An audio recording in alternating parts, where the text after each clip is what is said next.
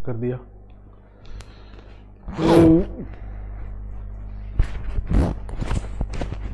इतना प्रेम किसको है? गुड मॉर्निंग, सुप्रभात, जय हिंद, वंदे मातरम। स्वागत है सबका सत्य केतु ऑनलाइन लाइव क्लासेस के प्लेटफॉर्म पे।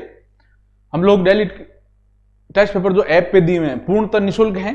मेरा आप सबसे आग्रह है, सत्य केतु का ऐप डाउनलोड नहीं किया तो डाउनलोड करें और उस पर 75 जो है टेस्ट पेपर दे रखे हैं, उन टेस्ट पेपर को आप लोग हल करें।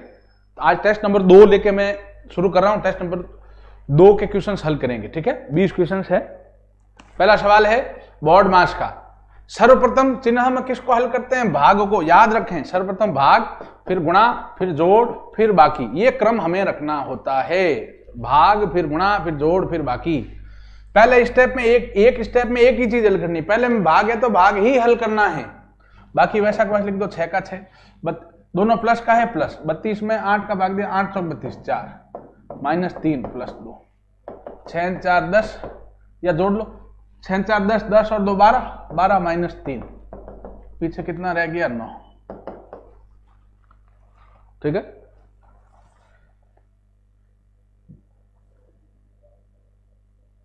अभी प्रश्न है दूसरा, वर्गमूल वाला प्रश्न है। 1728 का घनमूल याद होना चाहिए। 1 से 27 तक वर्ग संख्या और 1 से 12 तक घन संख्या आपको पता होनी चाहिए। 1728 का वर्गमूल घनमूल 12 और 576 का वर्गमूल 24। जोड़ दिया तो आंसर आपका कितना आ जाएगा बच्चों? 36, ठीक है। आंसर कितना आएगा आपके? 36। चलिए अब तीसरा सवाल है। प्रश्न है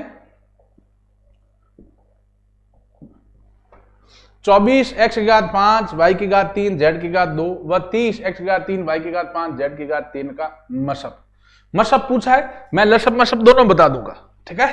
पहले हम बात कर लेते हैं, पहले संख्या लिख देते हैं। 24 x की घात 5 y की घात 3 z की घात 2।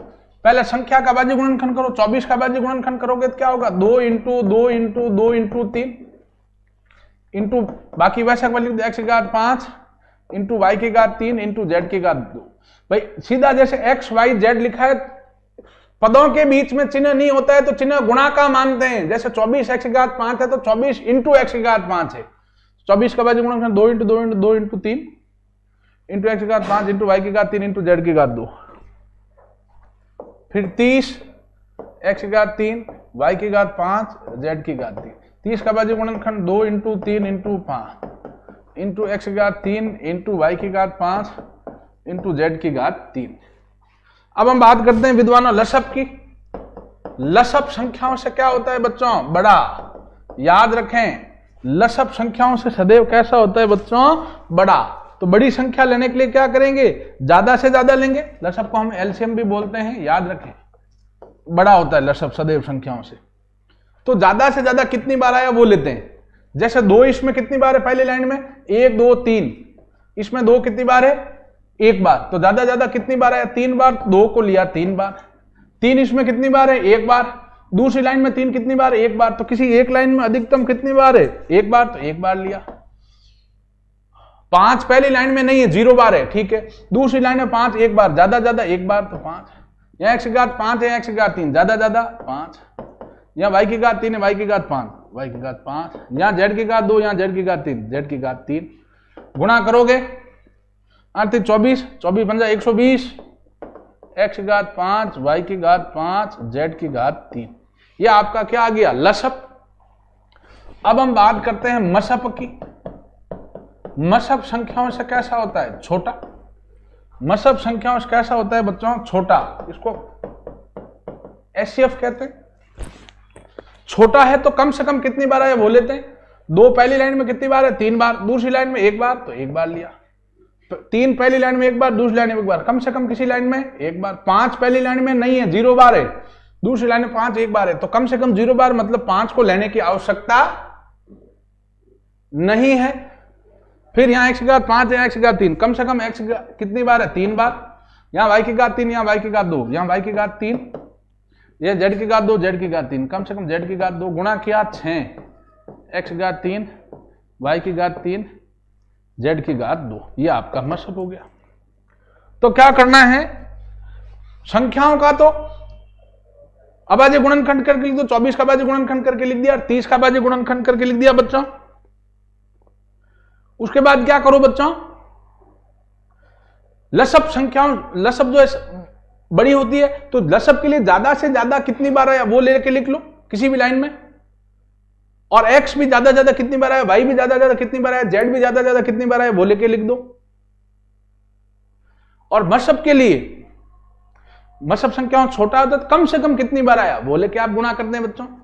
ठीक है, ये देवदास कौन बना बैठा है, क्या लफड़ा है इसका? सर आप पर टेस्ट नहीं चल रहे हैं प्लीज।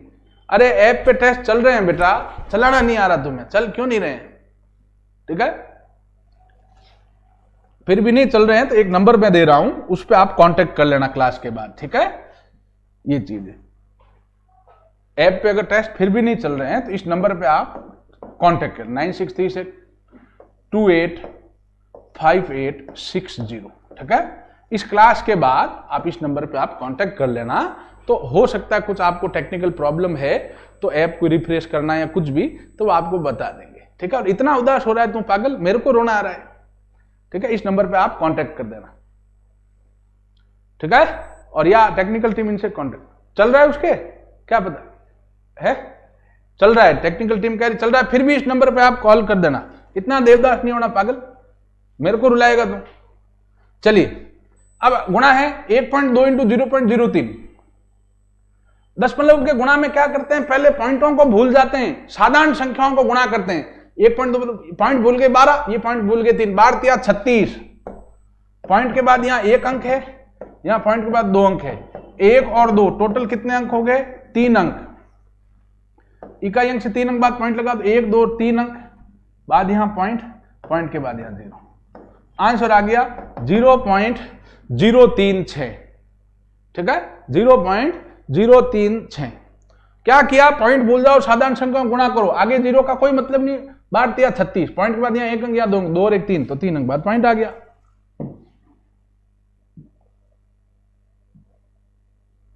अब यह है भिन्नों का भाग है भैया। सबसे पहले मिश्र भिन्न को क्या करेंगे, साधारण भिन्न में बदलेंगे बच्चों।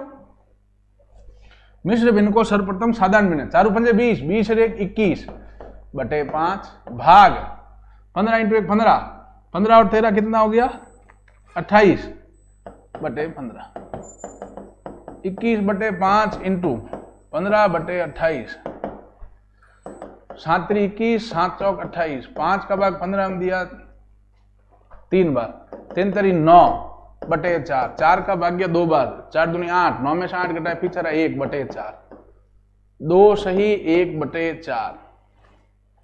आंसर क्या आ जाएगा, 2 सही 1 बटे 4।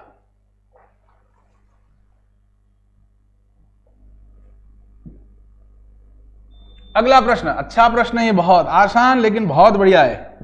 जिनको नहीं आ रहा है वो एक, मान लो समय बचता है तो इसको सीधा गुणा करके भी आप घटा सकते हैं कि भैया 901 को 901 से गुणा करो, माइनस 899 को 899 से गुणा कर दो, दोनों का अंतर ले लो। आप इस तरीके से भी इसको कर सकते हैं। और चाहे इसमें एक सूत्र लगता है a का स्क्वायर माइनस b का square, A square minus B square बराबर क्या होता है, a plus B into A minus B. A square minus B square बराबर क्या होता है, ए plus B into A minus B. ये क्या आ जाएगा, ए किसको मानोगे, 901 को 901 प्लस 899 इंटू 901 माइनस 899, जोड़ दिया इसको 1800 इंटू 900, 1 में 899 किया तो 1800, 18 दूना 36, ये आ गया बच्चा 36। अरे नहीं आया समझ में, आ गया, चलो ठीक है। तो a का square minus B square, a कितना 901, b कितना 899, a प्लस बी जोड़ दिया 1800, 901 और 899 जोड़ा तो, और 901 माइनस 899 2 गुणा किया 36। सम चतुर्भुज का क्षेत्रफल का हमें सीधा सूत्र पूछा है। भैया सूत्र जरूर याद करें, मैं आपसे रोज आग्रह करता हूं, रोज माथाफोड़ी करता हूं, सूत्र जरूर रटें। सूत्रों का पेज आपको टेलीग्राम चैनल पे बच्चों दे रखा है। समचतुर्भुज का क्षेत्रफल का सूत्र होता है 1/2 इंटू विकर्णों का गुणनफल। समचतुर्भुज के क्षेत्रफल का सूत्र क्या होता है? 1/2 इंटू विकर्णों का गुणनफल। ये सीधा सूत्र पूछा था बुद्धिजीवियों। आगे चलते हैं। आयु वाला सवाल है, बहुत अच्छा सवाल है भैया। आयु के सवाल आपके एग्जाम में अक्सर आते हैं, बहुत ही इंपॉर्टेंट प्रश्न है। ठीक है, इसमें दो चीजें ध्यान दें। वाक्य में चर्चा किसकी चलती? जिसका नाम पहले दे रखा है। वाक्य में चर्चा किसकी चलती है बच्चों? जिसका नाम पहले दे रखा है। वाक्य में जिसका नाम पहले दे रखा है उसी की वाक्य में चर्चा चलती है। कह रहा विकास की उम्र, किसकी कह रहा है बच्चों? विकास की। विकास की उम्र सीता की उम्र से 12 वर्ष अधिक है। तो जो विकास की उम्र है, पहले नाम किसका दिया? विकास। वाक्य में जिसका नाम पहले दिया उसी की चर्चा करता है, ये बात रट लें। तो पहले विकास दिया, विकास की उम्र सीता की उम्र से 12 वर्ष अधिक है। 12 वर्ष अधिक किसकी उम्र है? विकास की। तो बड़ा कौन है? विकास। ठीक है, और एक चीज और याद रखें, छोटे की उम्र को x मानेंगे। x किसको मानते? सदैव जो चीज छोटी है, जो चीज संख्या छोटी है उसको x मानते हैं। विकास बड़ा है तो छोटी कौन हुई? सीता। सीता छोटी है इसलिए छोटी की उम्र को x मानते हैं, सीता की उम्र x मानी। याद रखें, पहले नाम विकास दिया है तो ये 12 वर्ष अधिक किसकी उम्र होगी? विकास की। बड़ा कौन है? विकास। तो छोटा कौन होगा? छोटी कौन होगी? सीता। सीता की उम्र को x मानना, छोटे की उम्र को x मानते हैं। तो प्यारे बच्चों, विकास की उम्र कितनी हो जाएगी? 12 अधिक है तो x + 12। ठीक है, अब कह रहा है 2 वर्ष बाद। क्या कह रहा है बच्चों? 2 वर्ष बाद। तो 2 वर्ष बाद अगर सीता की आज हमने उम्र कितनी मानी? x, तो 2 वर्ष बाद कितनी हो जाएगी? x + 2। विकास की आज हमने उम्र कितनी मानी? x + 12, तो 2 साल बाद कितनी हो जाएगी? x + 12 है + 2, तो x + 12 और 2 14। तो सीता की उम्र होगी x + 2, विकास की उम्र होगी x + 14। 2 वर्ष बाद दोनों की उम्र का योग 76। इसका और इसका उम्र का योग 76 है। तो x + 2 + x + 14 बराबर कितना है? 76। x और x 2x + 14 और 2 16 बराबर 76। 2x बराबर 76 - 16। 2x बराबर 76 में से 16 घटाया बच्चों, पिछड़ा 60। x आ गया 60/2। x कितना आ गया? 30। x कितना आया बच्चों अपने? 30। ठीक है, तो सीता की उम्र कितनी हो जाएगी? अच्छा, दोनों उम्र का अंतर पूछा है। तो सीता की उम्र x मानी है, x मतलब सीता की उम्र तो 30 है। विकास की उम्र x + 12, 30 + 12 42। लेकिन हमें पूछा क्या है? अंतर। सीता की 30 है, विकास की 42 है, तो 42 - 30 अंतर कितने वर्ष हो जाएगा बच्चों?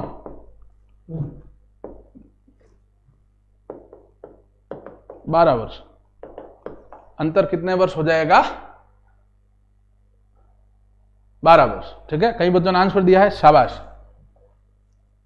बहुत इंपॉर्टेंट प्रश्न था। आयु वाले सवाल अक्सर आते हैं, रेलगाड़ी के सवाल अक्सर आते हैं।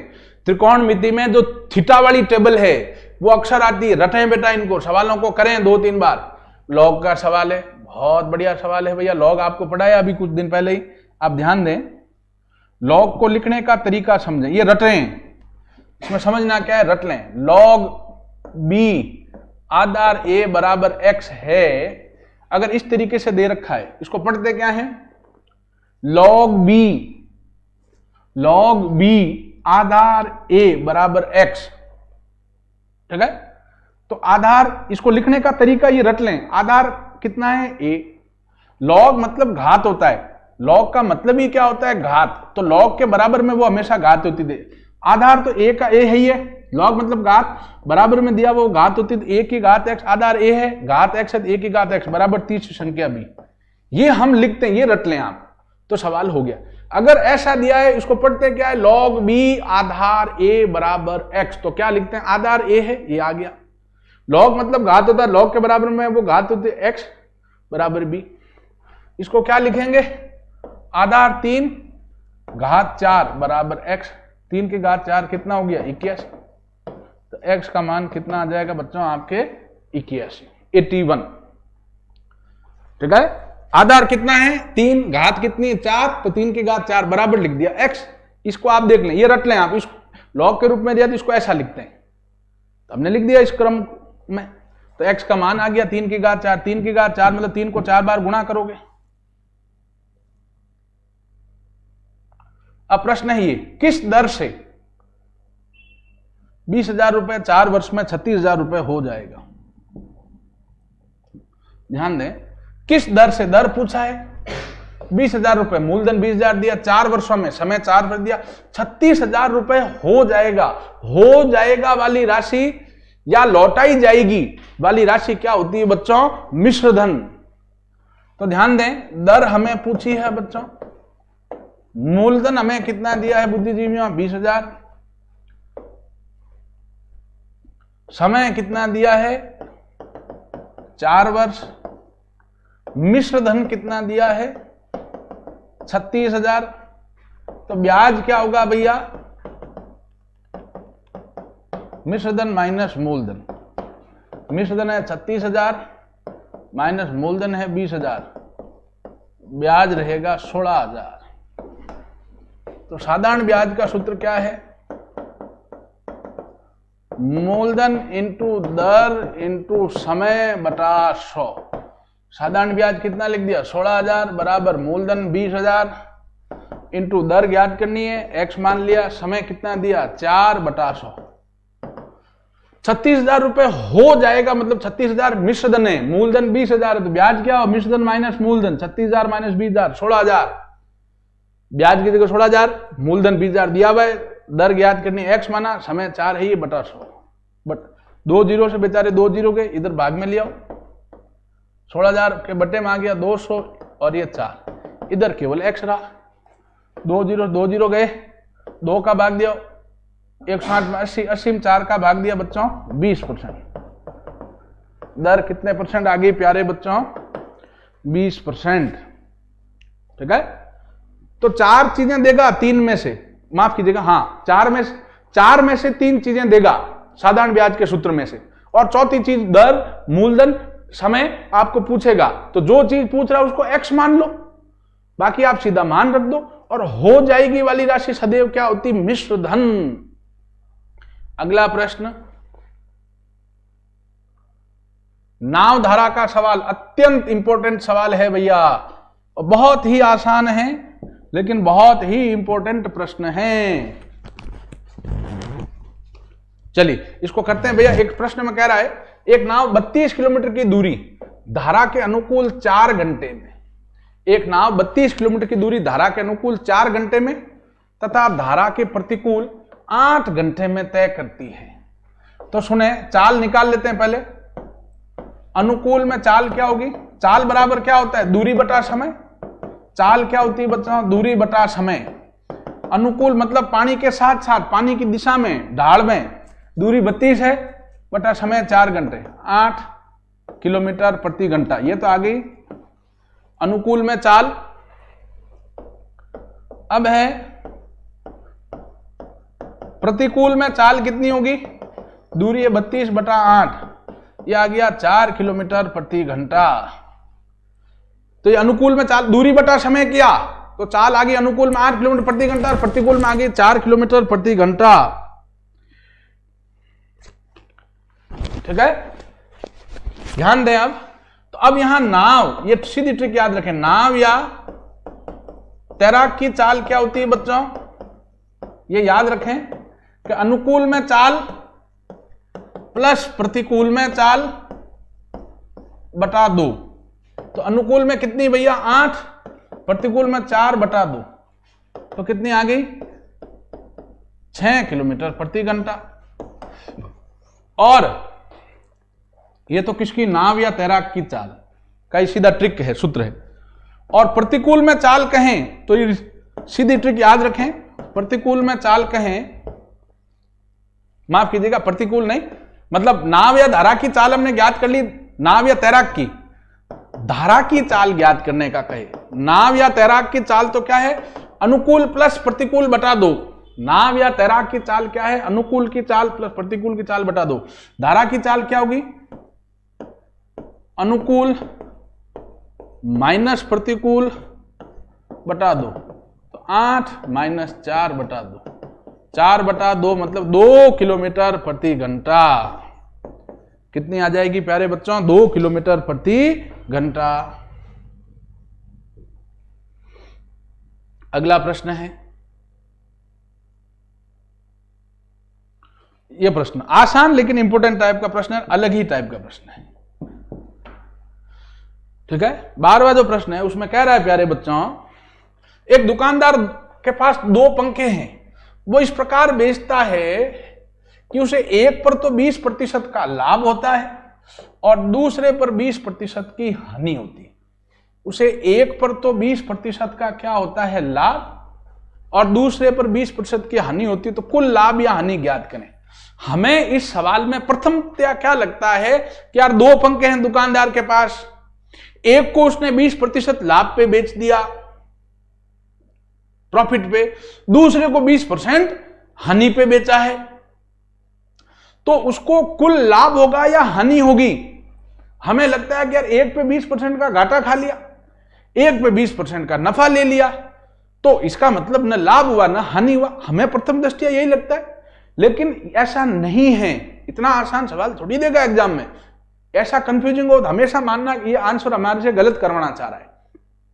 इसमें सदैव हानि होगी, और हानि की ट्रिक क्या होगी बच्चों, सदैव हानि होगी, और हानि की ट्रिक क्या होगी कि 20% लाभ और 20% हानि दिया, जितना दिया वो गुणा करके बटा 100 कर लो। सदैव हानि होगी, और हानि प्रतिशत होगा कितना, कि कितना लाभ दिया है, पहले पंखे कितने लाभ पे बेच रहा, दूसरे कितना हानि बेच रहा, दोनों गुणा कितना लाभ कितना हानि बटा 100, 0 0 0 से 0। तो भैया इसमें आंसर आएगा कि इस सौदे में दुकानदार को 4% हानि होगी।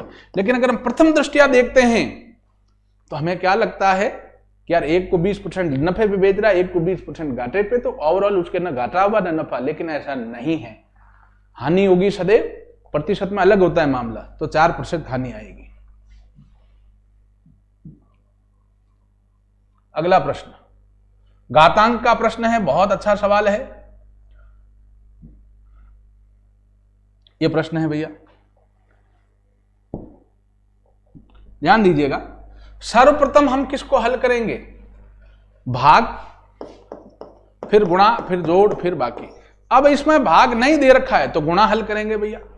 अच्छा, गुणा में घातें जुड़ती है, आधार समान और गुणा में हो तो आधार वही रहता है, गुणा में घातें जुड़ती है और भाग में घातें घटती है। ये गुणा में घातें जुड़ेगी, 5 का 5 प्लस आधार दोनों समान है, 2 का 2, घातें जुड़ जाएगी 3 + 2 -7 प्लस 2 की घात 0। किसी भी संख्या की घात 0 मतलब मान कितना होता है, 1। याद रखें, कोई भी संख्या की घात 0 होगा तो मान कितना होता है, 1। कोई भी संख्या, प्लस की हो माइनस की हो, दशमलव हो, भिन्न संख्या, घात 0 मतलब 1। यहां गुणा में घातें जोड़ दी, 5 का 5 प्लस 2 की घात 3 और 2 5 -7 प्लस 5 का 5 प्लस 2 की घात 5 लो, 2 को 5 बार गुणा करोगे 4 से 16 ये 32 -7 प्लस 37 37 से 38 38 -7, आंसर कितना आ जाएगा 31। ठीक है, उत्तर निकल के कितना आएगा बच्चों आपके 31। तो सबसे पहले गुणा किया, गुणा में घातें जुड़ गई, 3 और 2 5 हो गई, 2 की घात 5, किसी घात 0 मतलब 1 होता है, वो लिख दिया और इसको हल कर दिया। प्रतिशत का सवाल, चुनाव वाला, अत्यंत इंपॉर्टेंट सवाल है ये।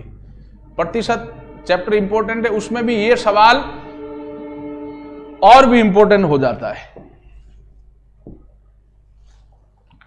सुनिएगा, प्रश्न है, 2 प्रत्याशी भैया, 2 कैंडिडेट है एक इलेक्शन में, 2 प्रत्याशियों के बीच एक चुनाव में डाले गए कुल मतों का 30% मत प्राप्त करने वाला प्रत्याशी 16,000 मतों से हार जाता है। भैया 2 कैंडिडेट है, 100 मान के कराऊंगा, इसको कोई ट्रिक विक नहीं बताऊंगा, आसान सवाल है, व्यवहारिकता पे आधारित। 2 कैंडिडेट खड़े हैं, जिसको 30% वोट मिले वो हारेगा हारेगा, क्योंकि दो कैंडिडेट में एक को 30 मिला, दूसरे को 70 मिलेंगे। तो जिसको 30 मिले वो 16,000 वोटों से हार गया। तो कुल मत कितने हैं, टोटल वोट कितने थे वो पूछा है। तो ध्यान दें, बाकी सब में x मानते हैं, प्रतिशत में हम कितना मानते हैं, 100। सवालों में माना कि कुल वोट कितने हैं, 100। बिल्कुल व्यवहारिक बात है। कुल वोट पूछा है तो हमने कहा माना कि कुल मत कितने हैं, कुल वोट कितने हैं, 100। अब कह रहा है बच्चों, हारने वाले को कह रहा है 30%। प्रतिशत मतलब 100 में से। प्रतिशत का मतलब क्या हुआ बच्चों, 100 में से। तो 30 मिले हारने वाले को, तो जीतने वाले को कितने मिलेंगे, टोटल 100 वोट है, हारने वाले को 30% मतलब 100 में से 30, तो जीतने वाले कितने मिलेंगे, 100 माइनस 30 70। तो हारने वाले को 30 मिले हैं, जीतने वाले को 70 मिले हैं, तो हार जीत का अंतर कितना होगा, 70 माइनस 30 बराबर 40 मतों का अंतर होगा कि नहीं होगा बच्चों। हार या जीत कितने से होगी, 40 से। जितने से अंतर होता है दोनों मतों का उतने से हार या जीत होती है। हारने वाले को 30 मिले, जीतने वाले को 70 मिले, तो हार जीत का अंतर 70 माइनस 30 कितना आया, 40 मत। बस हो गया। ये 40 मतों का अंतर या 40 मतों का हार या जीत होती है कब, कि जब कुल वोट कितने हैं, 100।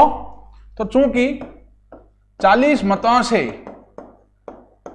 हारने पर कुल मत कितने हैं, 100, इसलिए एक मत से हारने पर कुल मत कितने हैं, 100/40।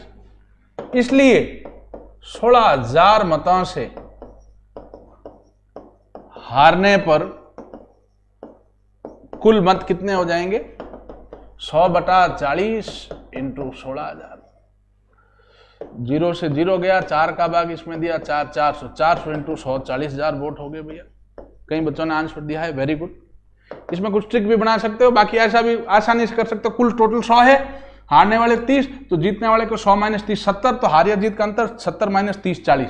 तो 40 से हारने पे कुल मत 100, तो 1 से हारने पे कुल मत 100/40, इसलिए 16,000 मतों से हारने पे कुल मत 100/40 इंटू 16,000।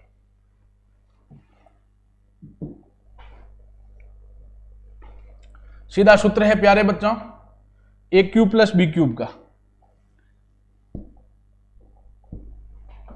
क्या सूत्र होता है, ए प्लस बी कोष्टक a square minus a b plus b square.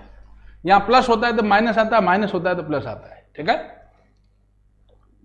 सूत्र याद होने चाहिए बच्चों। सूत्र आप याद नहीं करोगे तो 5-6 सवाल का आपको नुकसान हो सकता है। अब मैथ्स के सवाल हो गए, 5 सवाल रीजनिंग के करते हैं आज के टेस्ट पेपर के। 16वां सवाल सुनिएगा, 3, 6, 9, 15, 24। इसमें क्या कर रहा है, पिछले दो पदों को जोड़ने से अगला पद प्राप्त हो रहा है। भाई 3 और 6 को जोड़ा 9 आया, 6 और 9 को जोड़ा 15 आया, 15 और 9 को जोड़ा 24 आया। तो आगे क्या करेंगे, 15 प्लस 24 करेंगे, 29 39 आंसर आ जाएगा इसमें। पिछले दो पदों को जोड़ने से, जैसे 3 प्लस 6 9 आया, 9 प्लस 15 24 आया। तो आगे क्या करेंगे, 15 प्लस 24 39 हो गया। पिछले दो पदों को जोड़ने से अगला पद प्राप्त हो रहा है।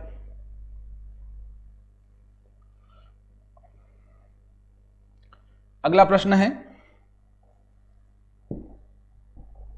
कह रहा है यदि बट को लिखे DSV, बट तो इसको खड़े में लिख देना है, BUT को लिख रहे हैं DSV, खड़े में लिख दिया। हमेशा ध्यान दें, बट है BUT खड़े में लिख दिया, DSV खड़े में लिख दिया। B मतलब कितने नंबर 2, U मतलब 21, T मतलब 20, D मतलब 4, S मतलब 19,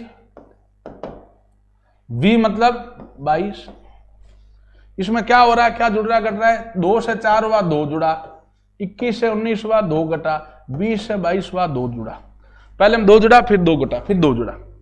इसमें क्या करेंगे, SIM लिख दो, 19, I मतलब 9, M मतलब 13। पहले 2 जोड़ो, फिर 2 घटाओ, फिर 2 जोड़ो। 19 में 2 जोड़ा 21, 9 में से 2 घटाया 7, 13 में 2 जोड़ा 15, 21 मतलब U, 7 मतलब G, 15 मतलब O। तो आंसर क्या आ जाएगा? UGO। ठीक है, आंसर कई बच्चों ने निकाला, वेरी गुड बेटा, UGO। तो खड़े में लिख के हर एक वर्ण से संबंधित आप संख्या लिख दो, फिर देख लो घट रहा है जुड़ रहा है, जैसा उसमें हो रहा है उसी तरीके से आप दूसरे में भी कर ले। दिशा दूरी का प्रश्न है।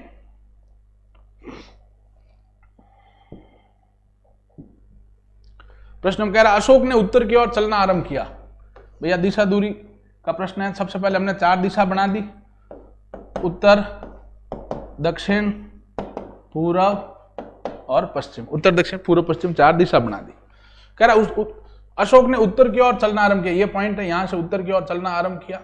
30 मीटर चलने के बाद, ये 30 मीटर चला, यहां आ गया। 30 मीटर चलने के बाद ये आ गया। 30 मीटर चलने के बाद उसने 40 मीटर बाएं और मुड़कर तय की। बायां मतलब लेफ्ट हैंड साइड, दावे हाथ। 40 मीटर यहां चला बेटा, यहां आ गया। फिर बाएं मुड़कर 30 मीटर चला, फिर बाएं मतलब दावे हाथ तो नीचे आई बेटा, नीचे की तरफ आएगा। ये 40 मीटर यहां, 30 मीटर यहां आ गया वापस। ये इस बिंदु पे आ गया भैया। अब कह रहा आलोक अपने आरंभिक स्थान से कितनी दूरी पे? ये है बच्चों आरंभिक स्थान। ये क्या है? ये है आरंभिक स्थान। आप बताएं आरंभिक स्थान से कितनी दूरी पे? ये आरंभिक स्थान है, इसे कितनी दूरी पे? ये 40 है, तो ये भी कितना होगा? 40 मीटर। तो आरंभिक स्थान से ये कितनी दूरी पे? 40 मीटर। और किस दिशा में है? तथा दिशा भी अगर पूछे तो कौन सी दिशा में भैया? आरंभिक स्थान से पश्चिम दिशा, 40 मीटर तथा पश्चिम दिशा में है। उस व्यक्ति की जगह खुद को मानना है, अपना दायां बायां नहीं मानना है।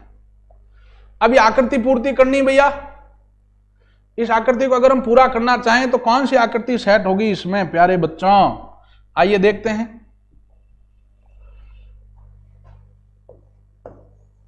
देखें, सबसे पहले तो क्या होगा? ये मिलेगा ऐसे, ठीक है। सबसे पहले तो ये मिलेगा भैया,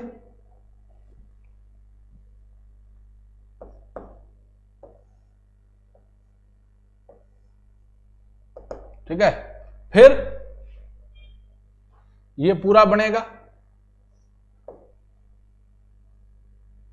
उसके बाद में यहां एक आकृति आएगी, तो ये तो होने से रहा, ये भी नहीं होगा, ये अंदर तक आ गया है। ये नहीं होगा, ऑप्शन बी करेक्ट होगा, ठीक है। तो इसमें आकृति पूर्ति करनी, जैसे 3 में क्रम बन रहा है वैसे ही चौथे में बनाओ तो वो हो जाएगा। आसान प्रश्न, लास्ट प्रश्न आज की क्लास का रीजनिंग का, इसको करें भैया, बताएं। अगर इससे ये बना है तो इससे क्या बनेगा भैया?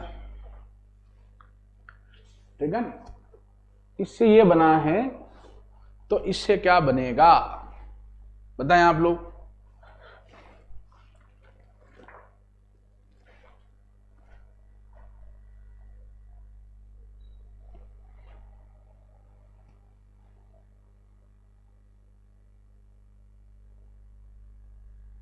देखो, एक तो हमें क्या लग रहा है, दाएं से बाएं हो रहा है, ऐसा हो रहा है, लेकिन वो तो ऑप्शन हमें दिया हुआ ही नहीं है इसमें, वो तो ऑप्शन हमें दिया हुआ ही नहीं है, तो ये उल्टा हो सकता है। सी ऑप्शन इसमें करेक्ट है, ठीक है। चलिए, तो इन सवालों को एक बार अगर आपसे नहीं हुए तो घर पे जरूर हल करें। ऐप डाउनलोड नहीं किया तो ऐप डाउनलोड करें, उस पर खूब सारे टेस्ट पेपर हैं 75 के करीब। इसके अलावा चैप्टर वाइज भी है, उन सवालों को हल करें। सारे टेस्ट पेपर निःशुल्क हैं, ठीक है। आज हमने दूसरा टेस्ट पेपर हल किया, कल हम इसी कड़ी में तीसरा टेस्ट पेपर हल करेंगे, ठीक है। और वो जो एक देवदास था, उसको कोई टेक्निकल में समस्या है या और किसी को, तो वो उस नंबर पे आप कॉल कर सकते हैं। धन्यवाद बच्चों।